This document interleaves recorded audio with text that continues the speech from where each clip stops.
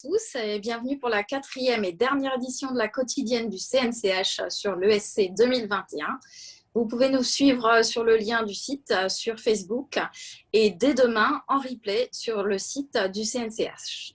Je vous rappelle également, avant de débuter notre prochain rendez-vous webinaire le 2 septembre avec le professeur Daché du CHU de Rouen sur la gestion et la reconnaissance des artefacts en IRM cardiaque.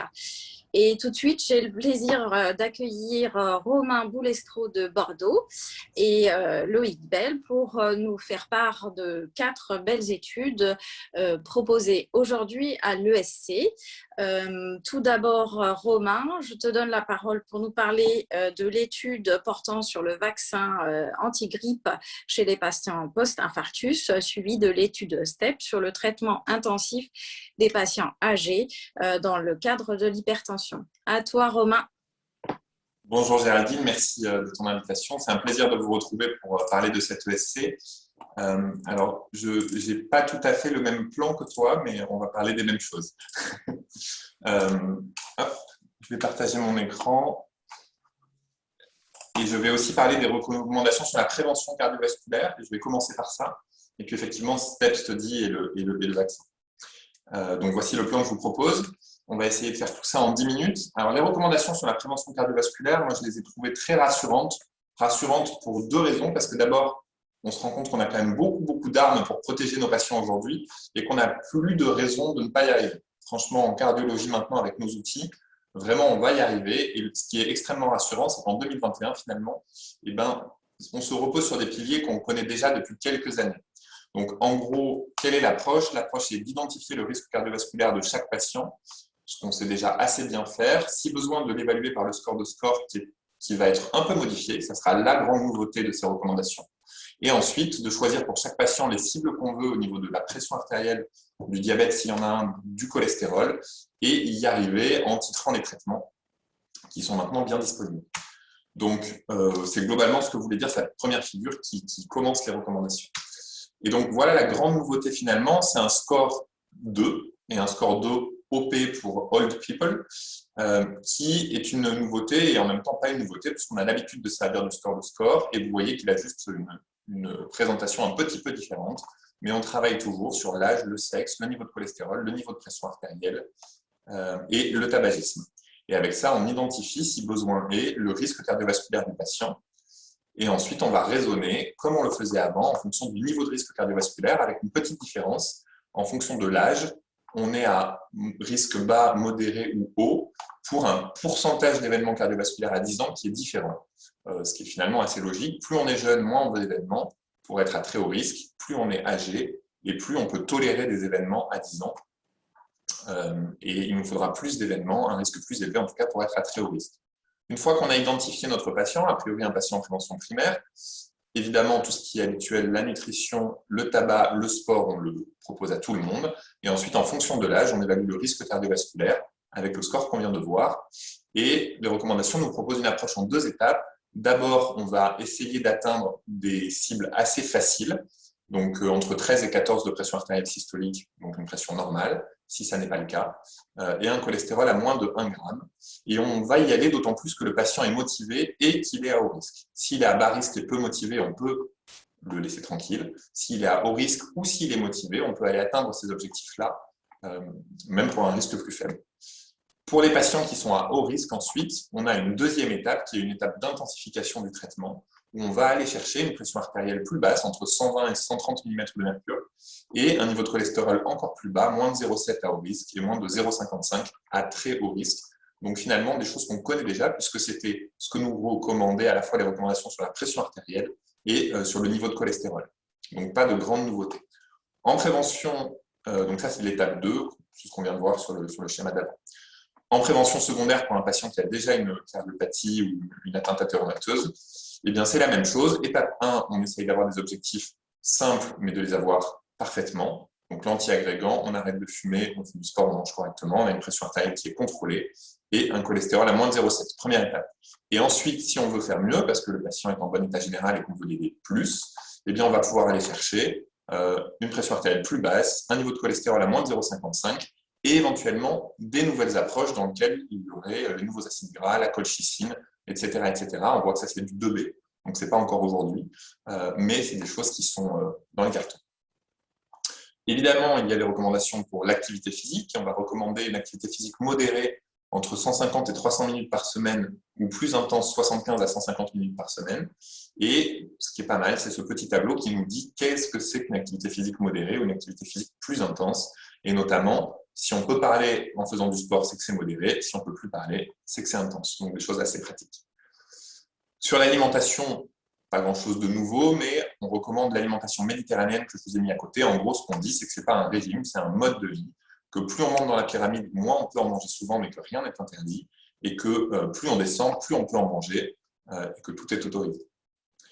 Sur la dyslipidémie, vous l'avez vu, pas de grande nouveauté, on est toujours sur les mêmes cibles, on est toujours sur statine, plus ou moins association avec les éthymines, plus ou moins anti-PCSK9. L'hypertension artérielle, on a repris les recommandations de 2018, donc avec les mêmes cibles et avec la même idée de titrer rapidement les traitements et de les associer. IEC ou ARA2, calcique, diurétique, si les trois ensemble, la pleine dose, ça ne marche pas, c'est une HTA résistante, on l'adresse au centre expert.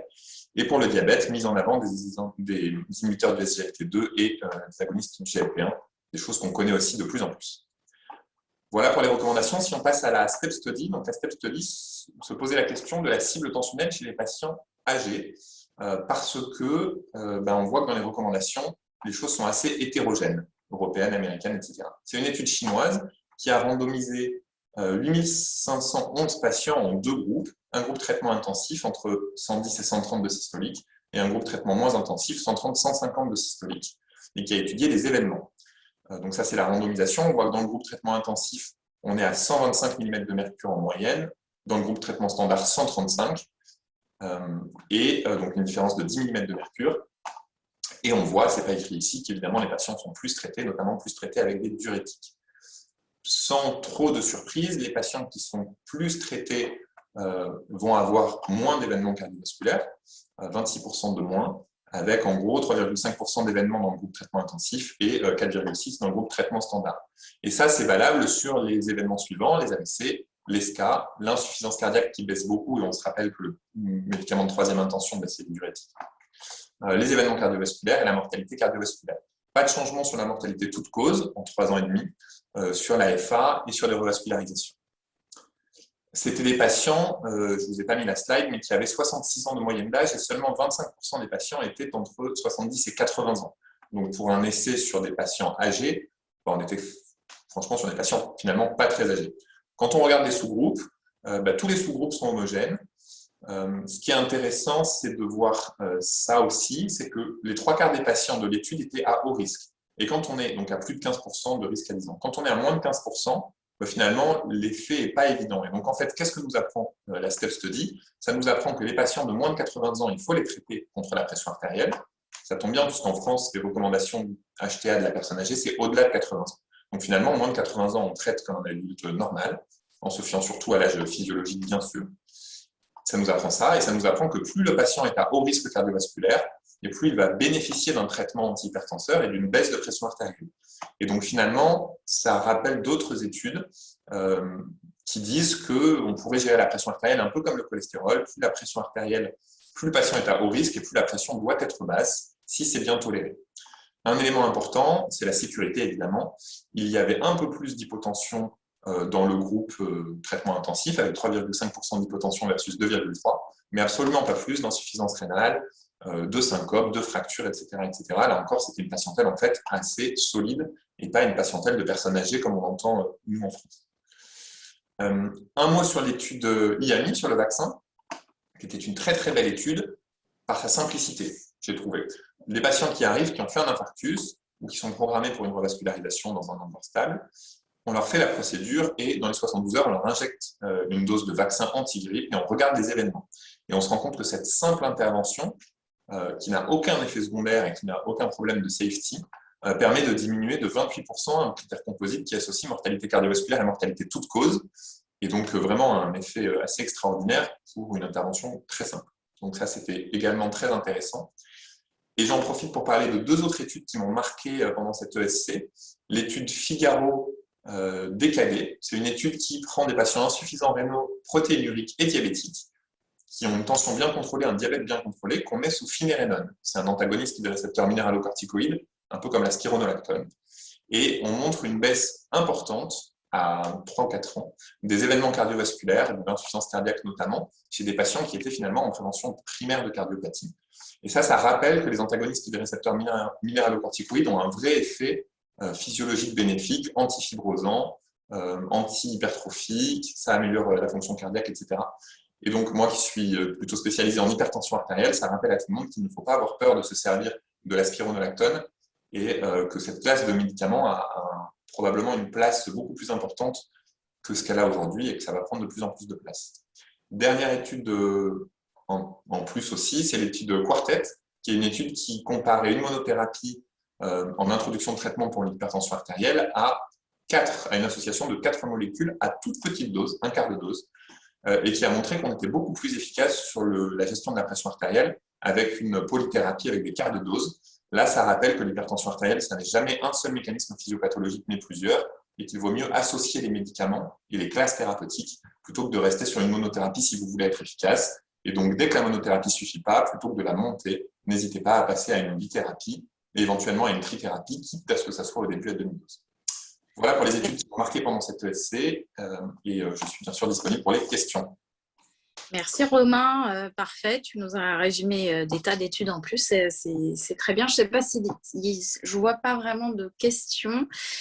Sinon, moi j'en ai une concernant l'étude sur le vaccin anti-grippe. Pourquoi, est-ce que tu as une explication? Est-ce qu'il y a eu des remarques sur le fait que les courbes se séparent rapidement après la vaccination? C'est-à-dire quelques jours après, on a déjà une diminution des événements, une diminution notamment des décès. Voilà. Est-ce qu'il y a une explication particulière? Est-ce qu'il y a une diminution de l'inflammation liée au vaccin? Voilà, je ne sais pas si tu as des hypothèses ou tu as entendu quelque chose là-dessus. Alors, je n'ai pas entendu de choses là-dessus. Peut-être que j'ai manqué d'informations. Peut-être que tu l'as. Moi, j'imagine que très vite, on acquiert des anticorps et que très vite, du coup, on fait moins de grippe et moins d'infection. Et on sait tout le risque que ça a d'être inflammatoire, surtout dans une période comme ça, le risque d'événements cardiovasculaires notamment.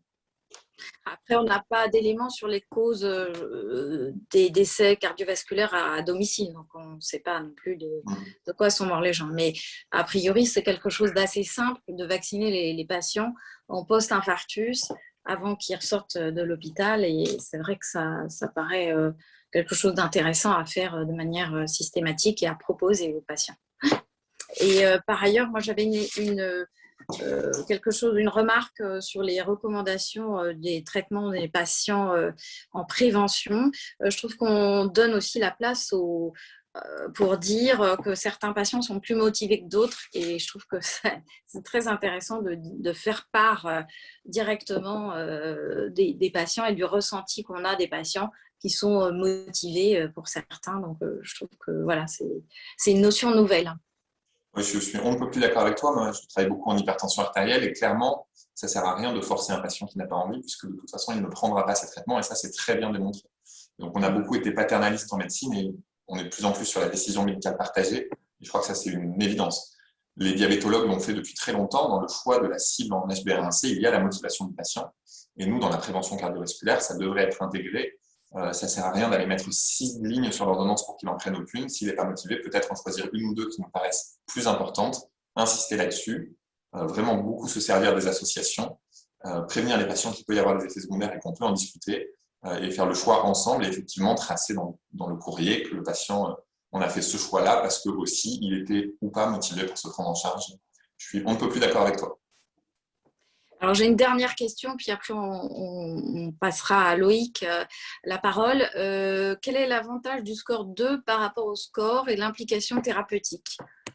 Alors, je ne crois pas qu'il y ait d'avantage particulier, c'est juste qu'ils ont recalculé. Le problème du score initial, c'est que, comme tous les scores, il était faux et que notamment, il manquait des choses dedans. L'épidémiologie s'est modifiée, il manquait le diabète, il manquait l'insuffisance rénale, il manquait plein de choses. Et je ne crois pas qu'il soit plus juste ou qu'il ait plus d'avantages que l'autre. Vous l'avez vu sur la présentation, il est plutôt très proche. les implications thérapeutiques, ben, ça va être dans le raisonnement, on identifie dans quel groupe est le patient, est-ce qu'il est à faible risque, risque modéré, risque élevé ou très élevé, et ensuite derrière, ça va modifier nos cibles, et si ça modifie nos cibles, ça modifiera l'intensification thérapeutique qu'on va proposer, les molécules, etc. etc. Donc c'est en ce sens-là que, à mon sens, ça va avoir un impact thérapeutique. Merci beaucoup Romain. On va passer aux présentations donc, de Loïc. Loïc, tu nous entends. Tu vas nous parler de Amulette IDE et Stop DAP2 dans le cadre du syndrome coronarien aigu, présenté cet après-midi à l'ESC. Je ne sais pas si tu nous entends. Merci Géraldine, je vous entends très bien. Est-ce que vous m'entendez à votre tour? Oui, parfait. oui. C'est parfait. Donc, oui, je vais vous présenter le résumé de 2 études qui ont été présentées en hotline tout à l'heure. Et en particulier, une étude qui était, comme tu le disais, Amulette IDE. Il y a 2 dispositifs. Alors, je n'arrive pas à commander mes diapositives. J'ai l'impression que… Alors, attendez. Je vais… Voilà. Alors, ça y est, on les voit très bien. Voilà. Et donc, il y a 2 dispositifs pour fermer les auricules. Il y a le dispositif Watchman de Boston et puis il y a le dispositif Amulette, maintenant, qui est une nouvelle version de l'Amplatzer de Abbott. Alors, on a eu l'habitude de se reposer sur 2 études qui ont été faites avec le Watchman et qui montraient que la fermeture de l'auricule gauche était non inférieure aux AVK pour réduire le risque ischémique, d'embolie systémique et d'AVC ischémique. Et par contre, le Watchman était supérieur aux AVK et on le comprend bien pour réduire le risque hémorragique. Et comme les AVK, c'est une maladie en soi, ça réduisait la mortalité totale et bien sûr les hémorragies graves. Une seule étude a intégré non seulement le Watchman, mais aussi l'Amulette. C'est une étude assez récente qui, cette fois-ci, s'est comparée aux AOD pour montrer que la fermeture de l'auricule avec 1/3 de Watchman et 2/3 de Amulette permettait de réduire, d'être non inférieur aux AOD pour réduire le risque ischémique. Et donc, l'étude qui a été présentée tout à l'heure était une étude qui ne se comparait pas aux anticoagulants, mais qui comparait un dispositif par rapport à l'autre, parce qu'aux États-Unis, le Watchman est approuvé par la FDA, alors que l'Amulette ne l'est pas, car je pense qu'il ne l'est pas parce qu'ils n'ont pas suffisamment participé aux études de comparaison de ce dispositif par rapport aux anticoagulants. Donc, l'idée de Abbott, c'était de se comparer à ce moment-là au dispositif de référence qui était le Watchman. Alors, 1800 patients randomisés, surtout aux États-Unis, mais ils ont fait appel aux centres européens, ce qui n'était pas prévu initialement. Ils avaient prévu une centaine de centres aux US, et finalement, ils ont dû demander aux centres européens de participer. 1800 patients qui ont été randomisés, c'est des patients qui étaient à haut risque ischémique, puisqu'ils devaient avoir un Schatzvask supérieur à 3, et ils devaient être considérés par les investigateurs comme à haut risque hémorragique. Et donc, ils ont été randomisés entre l'implantation d'un Amulette ou l'implantation d'un Watchman. Les critères de jugement, je les présente ici. Alors, l'idée de l'étude, et qui a été bien repris par le présentateur, c'était que l'Amulette était un dispositif à double fermeture, parce qu'il avait un lobe qui fermait l'auricule et un disque qui fermait l'origine de cette auricule, alors que le Watchman était un dispositif à simple fermeture, avec simplement un lobe. Alors, les patients étaient des patients à haut risque hémorragique et avec un Schatzvask qui était supérieur à 3, donc qui était autour de 4,5, 4,7 dans les différents. Alors, il y avait 3 critères de jugement primaire. Le premier critère de jugement primaire, c'était un critère de fermeture d'auricule sur l'ETO réalisé à 45 jours. Et donc, c'était les fuites que l'on pouvait observer en ETO à la fermeture à l'ETO à travers la prothèse. Et donc, il y avait très peu de fermetures qui étaient significatives, mais lorsqu'on considérait les fermetures de moins de 5 mm, on avait plus de fuites avec le Watchman qu'avec l'Amulette sur cette ETO. Le deuxième critère de jugement primaire, c'était un critère primaire d'efficacité et d'AVC ischémique, d'embolie systémique à 18 mois. Et là, on était en stricte équivalence, on était en non-infériorité de l'amulette par rapport au Watchman. Et le troisième critère primaire d'efficacité, c'était un critère de sécurité, de safety, avec surtout les complications à l'implantation. Et on voit qu'il y a plus de complications avec l'amulette qu'avec le Watchman. Et le présentateur l'expliquait très bien en reprenant le fait qu'aux États-Unis, seul le Watchman était implanté, que les opérateurs n'avaient pas l'habitude de l'amulette et qu'ils ont inclus dans l'étude les premiers patients sur lesquels ils ont réalisé leur courbe d'apprentissage. Et on voit très bien ici, sur cette courbe, que les risques de complications étaient beaucoup plus importants pour les premiers patients, entre le premier et le troisième patient dans le centre, le quatrième et le sixième, et puis le septième. Et à partir du 10e, on avait une diminution de ces complications avec l'amulette. Alors la conclusion de l'auteur, c'était de dire que l'amulette était supérieure au Watchman pour fermer l'auricule et qu'il était non inférieur en termes d'efficacité et de sécurité. Voilà. Alors, les commentaires qui ont été faits, c'était de dire que cette étude ne permettait pas d'avoir de nouvelles données sur l'efficacité de la fermeture d'auricule par rapport aux anticoagulants, que ça permettait cependant à la société Abbott d'avoir l'autorisation par la FDA d'être implantée aux États-Unis. Et simplement, mon commentaire, c'est en France de rappeler que l'HAS nous propose une fermeture d'auricule pour les Schatzvask égale ou supérieure à 4 et les patients contre-indiqués aux anticoagulants. Ça correspond à peu près 20 000 patients en France et on réalise seulement 10% de ces fermetures et donc on sous-estime les indications de fermeture en France. Et il est probablement temps de considérer les fermetures d'auricules non pas seulement chez les patients contre-indiqués aux anticoagulants, mais les patients à haut risque hémorragique. Alors le pas n'a pas été franchi par l'HAS et notre gouvernement, mais je pense que ça devrait l'être le plus rapidement possible. Merci Loïc. Je ne vois pas de questions, mais j'en ai une. Est-ce que toi, tu es convaincu qu'il faut utiliser ce device pour fermer l'auricule? Est-ce que tu en as l'expérience? Alors, ce n'est pas évident de comparer un device par rapport à un autre, surtout un device dont on a l'habitude et un dont on n'a pas l'habitude. Et je pense qu'en fonction du patient, en fonction de nos habitudes, en fonction de nos facilités et de nos dispositions, à ce moment-là, on préférera un dispositif par rapport à un autre. Mais je pense que c'est un pas supplémentaire pour pouvoir dire qu'on a deux dispositifs et qu'en fonction de ce qu'on préfère faire, eh ben, on a la liberté de le faire. Oui. Et probablement que l'anatomie aussi de l'auricule va peut-être engager le choix d'une ou de l'autre prothèse. Alors pour ceux qui ont un haut volume et qui ont l'habitude des deux prothèses, oui, tu as raison. Souvent, chaque centre a un peu ses habitudes et reste sur sa prothèse. D'accord. Après, il y a des tailles qui sont très petites et qui sont, oui, il y a des particularités, mais tout à fait, qui sont des niches, plus qu'autre chose. Je te propose de continuer avec STOP-DAP 2 dans le syndrome coronarien aigu. Alors oui, c'est STOP-DAP2 ACS. C'est une autre étude que STOP-DAP2 qui a déjà été présentée à l'ESC de l'année dernière.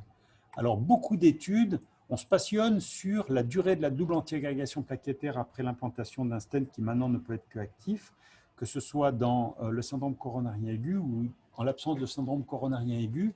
Et la tendance est à essayer de juger de la possibilité de réduire la durée et l'intensité du traitement antiagrégant plaquettaire après l'implantation d'un stent actif.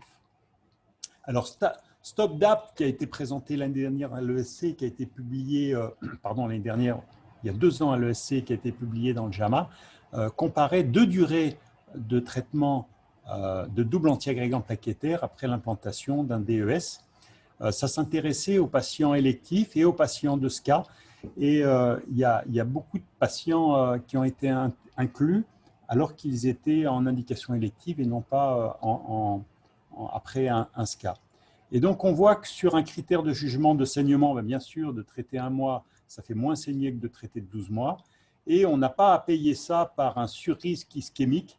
De traiter les gens pendant 1 mois, ça n'offre pas un risque supplémentaire de risque ischémique. Mais quand on combine les deux, à ce moment-là, on avait un bénéfice à traiter que 1 mois ces patients-là. Mais on sait que les patients qui sont victimes de SCA sont en plus haut risque ischémique, et donc il s'agissait pour les patients qui présentaient un SCA d'avoir la puissance de pouvoir répondre à la question, de savoir si on pouvait réduire de 12 mois à 1 mois la durée de la double antiagrégation plaquettaire chez les patients qui avaient un SCA. Donc on prenait des patients qui avaient un SCA, des STEMI, des N-STEMI, et des patients qui présentaient un angor instable, et on les traitait pendant 1 mois avec une double antiagrégation plaquettaire. Ce qui était particulier, parce que c'est une étude japonaise, ce qui était particulier, c'est que l'antiagrégat choisi était soit du clopidogrel, soit du prasugrel à petite dose, des doses qu'on n'a pas l'habitude d'utiliser en Europe, et il n'y avait pas de ticagrelor. Et on comparait les patients entre le groupe 1 mois de double antiagrégation plaquettaire et ensuite le clopidogrel, et là aussi c'est une originalité de poursuivre le clopidogrel et non pas l'aspirine, de poursuivre le clopidogrel. Ou alors, on avait un traitement qui intégrait aussi du prasugrel, mais à partir d'1 mois, on switchait de toute façon au clopidogrel pour avoir une double antiagrégation plaquettaire de 12 mois. Donc ça, c'est les 2 groupes qui étaient comparés. En fait, pour faire cette étude-là, ils avaient besoin, et le présentateur l'a bien expliqué, hein, comme la nécessité d'obtenir la puissance de répondre à la question, ils avaient besoin de 4000 patients. Et ils se sont dit, on va déjà prendre les 2400 patients victimes de syndrome coronarien aigu qui ont été inclus dans STOP-DAP2 et selon exactement la même méthode que STOP-DAP2, on va faire STOP-DAP2 ACS et on va réunir 4000 patients qui auront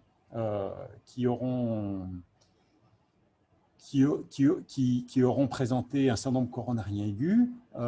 1000 patients vont sortir d'un côté et 1000 de l'autre pour finalement obtenir un pool de patients de 4000 patients issus pour les 2 tiers de la nouvelle étude et d'1 tiers de l'ancienne étude. Et ensuite, on stratifie les patients, on les randomise entre ces 2 durées d'antiagrégants plaquettaires.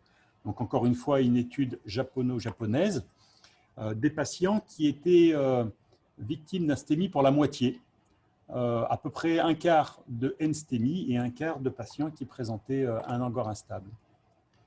Vous voyez la moitié de patients qui étaient traités par clopidogrel et pendant le mois où on faisait l'un ou l'autre, les patients étaient sous prasugrel, encore une fois à une dose qui était extrêmement faible. Alors je vais raconter l'histoire dans l'autre sens, c'est-à-dire que je vais vous présenter le résultat sur un critère secondaire de saignement et on voit que de traiter 1 mois, eh bien, ça fait moins saigner que de traiter 12 mois, ça on s'y attendait. Mais par contre, l'originalité, c'est qu'on perd sur le plan ischémique, c'est-à-dire, et ça n'est pas complètement significatif, mais il y a une grosse tendance à une perte d'efficacité sur le risque ischémique des patients traités 1 mois par rapport à 12 mois. Et ce qui fait que quand on combine les deux, et c'était le critère principal jugement, le risque, les événements ischémiques associés aux événements hémorragiques, à ce moment-là, on voulait montrer qu'on était non inférieur en traitant les patients 1 mois et on n'arrive pas à obtenir les résultats de cette hypothèse d'être non inférieur. Donc, on n'est pas non inférieur de traiter les gens 1 mois par rapport à les traiter 12 mois. Et donc, la conclusion de l'investigateur, c'était de dire qu'il fallait traiter ces patients 12 mois en l'état actuel des choses. Alors, très rapidement, les commentaires, c'est que les patients doivent être sélectionnés. Il y a les patients à risque ischémique. Ici, on a sélectionné les patients qui ont été victimes de syndrome coronarien aigu. Et oui, c'est des patients à haut risque ischémique, mais par contre, on n'a pas stratifié les patients en fonction de leur risque hémorragique. Et puis ensuite, bien sûr, il y a le type de P2Y12. Nous, on est habitué en Europe à avoir du prasugrel, du ticagrelor, plutôt que du clopidogrel. Et ma conclusion à moi, ça serait de dire qu'il faut suivre les guidelines de 2020 et après l'implantation d'un DES, si chez les patients à très haut risque hémorragique, et c'est les patients qu'au CathLab maintenant, après chaque dilatation, on les stratifie avec le Precise Score, qui est très facile à faire. Et si le score est supérieur à 25, à ce moment-là, on est à haut risque hémorragique. Et si on est à haut risque hémorragique, les patients électifs que normalement on traitait pendant 6 mois, on convient de les traiter 1 à 3 mois, et c'est les patients pour lesquels aussi, pour la nécessité d'une intervention chirurgicale, on va pouvoir réduire cette double antiagrégation plaquettaire. Et pour les patients qui ont un syndrome coronarien aigu, de réduire de 12 à 3 ou 6 mois de double antiagrégation plaquettaire, ou alors, ce que je fais volontiers, et ça c'est une étude française de Thomas Cuisset, hein, l'étude TOPIC, qui a montré que de traiter les gens pendant 12 mois avec une double antiagrégation plaquettaire, mais au bout d'un mois de switcher du nouveau P2Y12 vers le clopidogrel avec une dose de charge de clopidogrel à un mois réduisait de façon très importante le risque hémorragique chez ces patients. Et personnellement, c'est ce que je fais. Voilà, merci beaucoup de votre attention. Merci beaucoup Loïc. Il y a quelques questions. Je vais me permettre de prendre la parole pour te poser une question sur le design de l'étude. Pourquoi utiliser du TICA et du Prasu dans la double anti-agrégation plaquettaire pendant un mois, puis ensuite faire un switch pour du Clopi? Question accessoire aussi, j'ai vu que le Prasu était à une dose de 3,75 mg, assez inhabituelle chez nous. Voilà, si tu as des réponses là-dessus. Alors oui, le panel a posé la question au présentateur qui a expliqué qu'au Japon, ils avaient ces habitudes-là. Et on sait hein, que les Japonais répondent de façon différente aux Caucasiens au nouveau P2Y12. Et donc, ils ont gardé une habitude du clopidogrel chez les patients qui ont un syndrome coronarien aigu. Le 5 mg existe là-bas en termes de prasugrel. Et ils ont des habitudes qui ne sont pas celles que l'on a. Deuxième question aussi, ils ont utilisé beaucoup l'OCT post-procédure, OCT ou IVUS. 98% des procédures ont les deux groupes. C'est l'habitude aussi. Oui, c'est vrai. J'interprète ça comme une marque de qualité. J'aurais tendance à dire que, et avec des guillemets, ils sont bons en angioplastie. C'est peut-être pour ça qu'ils peuvent se passer de puissants antiagrégants plaquettaires et que en ayant un résultat parfois sous-optimal, on a envie de rattraper ce résultat-là avec plus d'antiagrégants plaquettaires. Voilà, ceci explique peut-être cela. Et c'est aussi la tendance. C'est comme on a des matériaux qui sont de plus en plus efficaces. Je pense qu'on est meilleur maintenant. Et je pense qu'avec ce matériel-là et avec nos habitudes, on a besoin de moins d'antiagrégants plaquettaires qu'on en avait besoin au début du stenting. Merci. Alors, une dernière question. Dans STOP-DAPT 2, est-ce que les résultats sont valables pour tous les types de stents actifs? Je pense que peut-être ça rejoint MasterDAPT. Alors, ils avaient un stent à l'évérolimus. Ils n'avaient pas le choix du stent. Hein. C'était un stent particulier. Alors, bien sûr, si on est puriste, on peut dire qu'on ne peut pas extrapoler. J'avoue que je n'ai pas d'opinion extrêmement tranchée, mais j'aurais tendance à dire que c'est valable pour tous les stents actifs, mais peut-être que des experts auraient une opinion différente. Merci Loïc, merci à Romain. Je pense qu'on va clore, puisqu'on a dépassé un petit peu, on va clore la session. Merci pour ce débat passionnant, ces résultats d'études très intéressants. Je vous rappelle le prochain webinaire, donc le 2 septembre, avec Jean-Nicolas Daché du CH de Rouen sur la gestion et les reconnaissances des artefacts en IRM cardiaque. Merci à tous et très belle soirée.